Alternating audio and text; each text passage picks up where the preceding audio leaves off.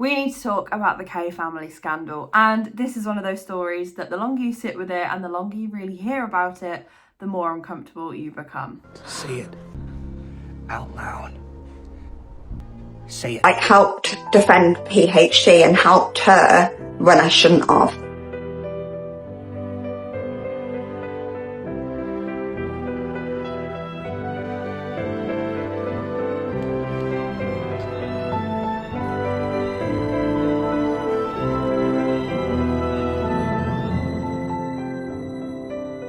This isn't just about drama, and it's definitely not just an influencer fallout, and it's not just one person speaking out. This whole situation is about power, money, medical risk, and influence, and what really happens when all of those things collide without real accountability or ethics control. So before we get into it, just a quick reminder, if you appreciate long form content talking about all things on the internet and just a few different deep dives, then please subscribe down below. It really helps these conversations find the right people, and of course it helps grow this little community. So let's get into this. So I do want to start with who are the Kaye family for anyone who is unfamiliar. So the Kaye family is a family influencer group who have built a very sizable following on both Instagram and TikTok, with well over 100,000 followers on each platform, I believe. Their content has largely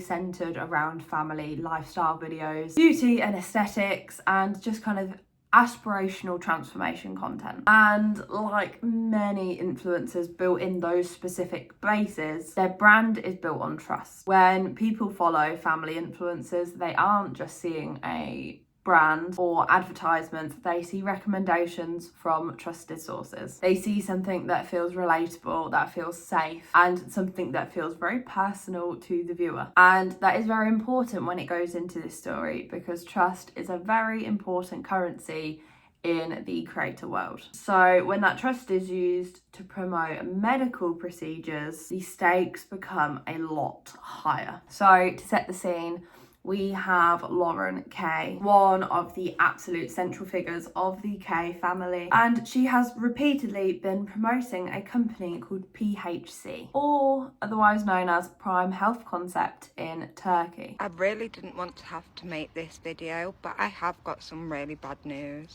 If we don't get Prime Health Concept 10,000 followers in 3 days, I can't gift a gastric sleeve away next month. And I want to be able to change one of your lives. Next month, you'll be flying with me on the group trip and we'll be able to have a gastric sleeve. So PHC offers both cosmetic and plastic surgery, marketed heavily towards international clients, including discounted procedures and packages, all-inclusive medical procedure packages for the sake of tourism, and social media friendly transformations. Now, I just want to be very legally clear here. All allegations against all parties are alleged. PHC especially have claimed no wrongdoings. What we are discussing here is just reported experiences, testimonies, and public influencer promotions. You can find all of this readily available online, so if you want to read up on it more, I will try and link some stuff down below. So with that being said, numerous individuals have come forward claiming that they have had botched surgeries from PHC.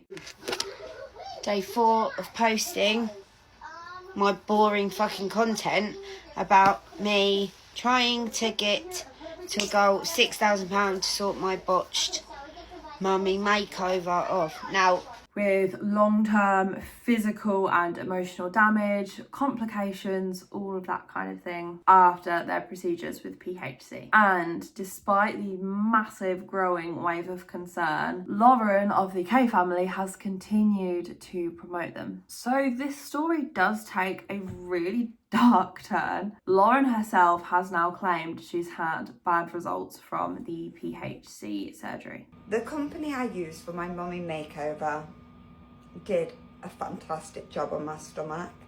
Unfortunately, my breasts were botched. Yes, the income mattered because it helped feed our family, cover our bills, and it was never just about money. What hurts the most is I truly believed this woman was my friend. She was like a sister to me. She was even my bridesmaid at my wedding. But over time, she expected more and more and more from me. By her own admission, the outcome was not what she was promised. There was complications and dissatisfaction. She was not happy with what happened. And yeah, the promotions continued. For over a year after her own negative experience, Lauren has allegedly continued to recommend PHC, advertise their services, send followers their way, and profit from referral deals. So of course, I'm sure you get where I'm coming from. This is where the ethical line starts to become really blurry, because I think it'd be different if she was promoting a service that she believed was safe and had good results and that she trusted. However, promoting a business that you know firsthand has caused you harm and multiple other people harm is something else entirely. And I think at that point, considering she's had her own damage, it's no longer being ignorant, it's becoming a choice. So Lauren has now come out and spoke against PHC, but there's a big problem that people are struggling with here. She's only stopped speaking about PHC after they've stopped paying about her, allegedly, so that timing really does matter. She seems to be staying silent when she's been financially covered, but as soon as the money is stopped, now she wants to become vocal and raise serious questions, and I think this is raising a lot of eyebrows about what her motivations were, and I mean, it's looking like it's the money. It creates the impression that the harm to followers was tolerable, she didn't really care. The risk to others seems like it looked acceptable, and as long as the sponsorship continued, it looks like she didn't really care, and that is so deeply uncomfortable. So there is a prominent figure online that is starting to talk openly about her experience, and that is someone under the username Leah in real life. Leah has publicly shared that she underwent surgery with PHC and was left with severe complications. I'm coming on here to have a little rant. I will speak up on real topics and things that I don't believe in. And something I generally don't believe in is an influencer working for a company for over a year and a half, knowing horrible things that were going on, but only now threatening to speak out because they stopped paying her. As some of you know, last year I was botched for Prime Health Concept in Turkey. That impacted her physically, emotionally, and financially. Her story matters because she wasn't paid to speak out, she wasn't trying to sell anything, she gained nothing from sharing, and if anything, she's losing because she is risking backlash on behalf of this whole situation. She is sort of the face of a group of people who trusted this influencer and have really paid the price. But this is a lot bigger than just the Kaye family. I think there is a real problem with influencers promoting medical procedures and interventions like they're just some little beauty product. Plastic surgery is not skincare. It's not makeup or clothing or supplements. It's invasive. It's irreversible, and of course it's risky. Any surgery comes with risks. Even when done correctly, surgery can cause infection, nerve damage, scarring, asymmetry, long-term pain, psychological distress. There are so many different risks from surgery. Yet, I think when these influencers are promoting the surgery, the risks are often minimised or glossed over, or sometimes just not speaking about at all. Instead, audiences are just seeing amazing before and after photos of great results with lots of discount codes and glamorous recovery montages when likely no surgery is glamorous. And this isn't just like an informed consent, this is marketing for some really dangerous things. Just a quick pause here. If you are enjoying this video and you find these type of talks valuable, then please consider subscribing down below. These kind of long form conversations don't always thrive in the algorithm, so please help push this video because they do matter, and your support generally helps me to keep going with these videos But let's get back into it. I want to really slow this part down because when we talk about moral failure, it sounds a bit abstract. It sounds like something that you just kind of throw about online, but this isn't abstract. I think morality, especially in this context, is about what you do when no one is forcing you to do anything, but you choose to do it anyway. No one forced Lauren to continue posting for PHC. No one held bad consequences above her head lightly. No one made her post referral links or testimonials or promotional content. They were her own choices. And I think this really crosses into moral failure and not just poor judgment, because she had first-hand experience of how her complications were and she still wanted to promote them. She was making active risks of putting others in danger, and I think that's the line between it's no longer just a bad judgment, this is some sort of responsibility. And based on what Lauren has said, she knows her results were not good and that her own experience was not as promised and that lots of complications existed, so she still continued to promote the company. So I think that's really underlying a big problem here, that money outweighed warning, and sadly I think this is becoming a lot more prevalent as these more and more influencers are coming about. And I think this is where people are really struggling, because influencers often say, I didn't know how bad it was, I trusted the company, I didn't think it would happen to others. But I think when you first hand experience those problems, I think even that part of an excuse just goes, you can't use it. I think at that point the silence is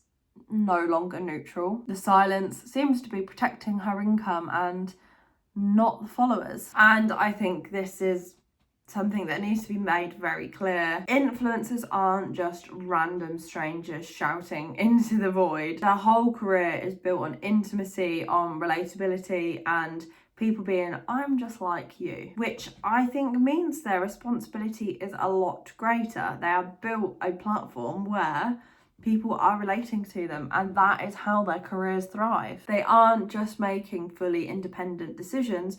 A lot of the time they are leaning into what they know their followers will want to see and what they will trust, and of course that will then grow their accounts. And then when that trust is monetized with any risks being hidden, it stops being influence and it almost seems like exploitation. I think that's where the moral failure is. Not that the surgery exists or that mistakes happen. Of course we know that can happen in any surgery, even if the company is performing botched surgeries or not. Generally speaking, any surgery can come with complications, but the harm was allegedly already known and the promotions continued anyway. We also need to talk about who is watching, because the most impacted by influencer promotion are rarely the wealthy, fully informed adults who will be accessing medical procedures. They're often young women, teenagers, people already struggling with self-image, and people who see influencers as aspirational but attainable. And that really matters here. When a young person sees an influencer promoting surgery, they don't see a medical transaction. They see, this worked for her, she is so much happier, she seems confident, and then because it is being promoted, likely this must be safe. What they don't see are the medical consultations, the risk disclosures, the second opinions, post-op complications, revision surgeries, emotional distress, because they don't want to share that online. So instead, surgery is framed as a glow-up, a confidence boost, a solution to insecurity. And it being framed that way is so incredibly dangerous, because I think it does teach a younger audience that being uncomfortable with your body can just be surgically fixed, not something to be questioned or explored or addressed safely. I think it also normalizes the idea that risk is minimal, that complications are rare, or that bad outcomes are exaggerated, when in reality, of course, any surgery carries risks. Even the best clinics with the best surgeons, anything can happen. And when influencers are skipping over that reality, young viewers aren't being fully informed. They're making emotionally driven choices under some sort of social pressure. And I think that's how people are flying halfway across the world for procedures that they don't really understand trusting someone they've never met more than medical professionals. And of course, when something goes wrong, those influencers often disappear, and that's what is so damaging. Not because surgery exists, but because it's sold like a lifestyle accessory, not a medical intervention. Now, let's talk about accountability, or probably more accurately lack of it, because in traditional advertising there are consequences. If a company lies, they can be sued, they can be fined, regulations get put in place, and they can be forced to retract claims. However, influencer marketing is still in that kind of grey zone. Influencers can delete posts, they can disable comments, they can issue vague apologies, they can rebrand and move on. But for now, I'm taking a step back. I'll post properly, days in the life and normal content when I'm ready again. I might do a rant or a silly video here and there, because social media, believe it or not, actually helps my mental health. And often that is just the end of it. Meanwhile, the people left behind are often dealing with physical pain, disfigurement, medical debt, emotional trauma, and now probably years of corrective procedures. You can't press an undo button for that. And I think what becomes even more upsetting and frustrating is that this accountability only seems like it's coming after the financial gain has been lost. Not when they found out there's been harm or when the followers are raising concerns, but when the payment has stopped. I think this does send a very clear message, and conditional honesty isn't honesty at all. True accountability, I believe, would have looked like immediate disclosure of those bad experiences, warning followers promptly and getting rid of referral links, refusing further sponsorship, and encouraging people to make better decisions or seeking second opinions. But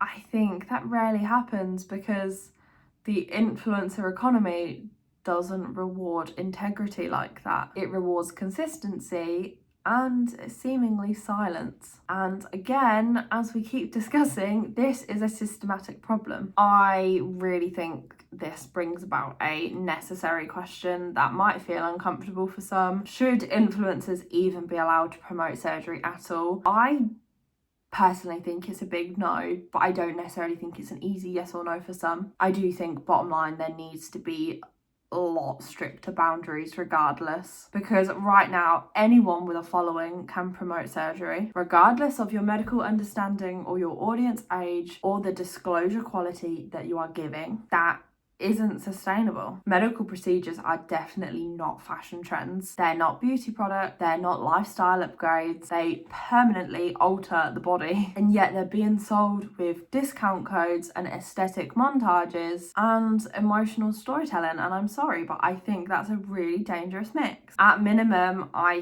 think there should be mandatory risk disclosures, clear paid promotion labeling, which I believe they should be doing anyway, age restricted content. I don't think this is suitable for young teenagers, and accountability for misleading claims, because I think if the influencers are wanting to make profit from promoting medical procedures, they should also be carrying the responsibility when that marketing causes harm. Otherwise, the system will remain exactly the same as it is now. Profit is privatized, damage is individualized, and accountability is optional. And that benefits no one except from the people making money. And this is why the Kaye family drama is so unsettling. I think it's a case study of what happens when influence and ethics kind of gets muddled up a bit, and when it seems like silence is chosen over safety. I don't think the question is what has just happened. I think it's what are we allowing to keep happening. I don't think this is just about trying to cancel the Kaye family. I do hope some more comes out of it and they speak openly about it and what's gone on, and I hope people are okay. This isn't about harassment.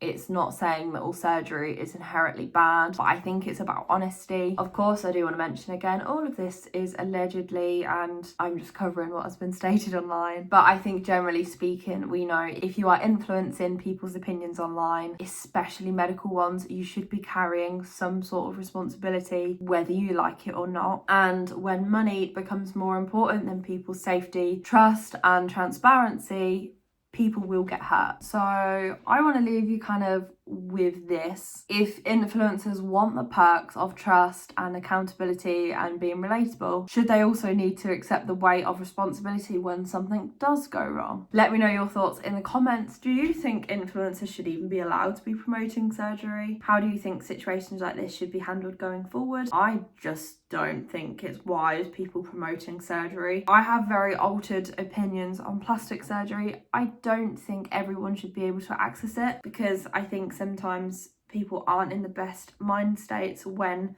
they are accessing this surgery, and I think it can probably perpetuate some of those issues. However, I do think for some people it can be very beneficial, and I think that's a fair comment. I think some people have plastic surgery done once and it really helps them going forward, but I don't think these are things that you can lightly skim over, because any surgery carries a lot of risk, and I don't think any influencer is really educated enough to really promote surgeries without covering all the risks. Not many influencers who are promoting this are medically trained, and I'm not medically trained. I don't want to talk about whether I think a surgery is suitable or not for someone else. And when you're promoting it to these audiences of potentially vulnerable people, I just think there's so many ethical problems. I don't think it should be allowed. But if you did enjoy this video, please like this video and subscribe down below.